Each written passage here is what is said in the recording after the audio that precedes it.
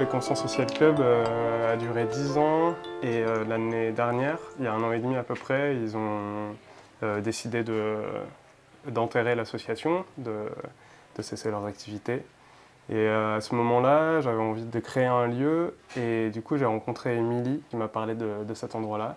Et on a déposé les statuts en août de l'association. Travaux pratiques, c'était un peu en rapport avec la salle des fêtes, la salle du conseil. Et il y a l'idée d'avoir ici une salle de travaux pratiques pour faire des travaux pratiques en tout genre. Enfin, là, on est dans l'atelier bois de Valentin qui fabrique des meubles, des objets comme des cuillères ou des bols. Juste de ce côté-là, on serait plutôt dans l'atelier de céramique. Derrière nous, on a la salle polyvalente. Ensuite, il y a le bar associatif qui sera ensuite relié au labo, qui est le bâtiment qui est derrière dans la cour, qui sera démoli et reconstruit. Et puis à l'étage, il y a un studio photo avec une petite partie labo photo. Il y a une imprimerie avec de la riso, de la sérigraphie et le labo textile et l'atelier de Anna qui fait partie du labo textile aussi.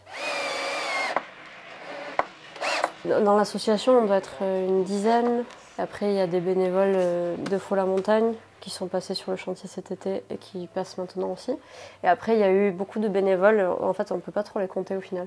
Une bonne vingtaine qui sont passés cet été, qui sont arrivés via les réseaux sociaux. Là, on est en train de mettre un mélange chaud sur de bois, fougère,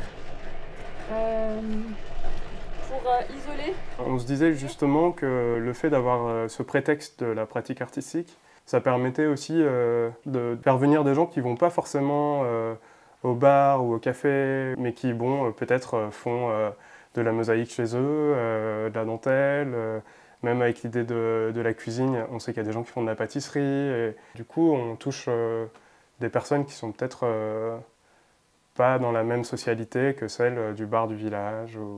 Notre objectif serait de à peu près finir les travaux en juin là, de 2025 et peut-être se dire qu'il y aurait une première ouverture à la rentrée 2025, vers septembre.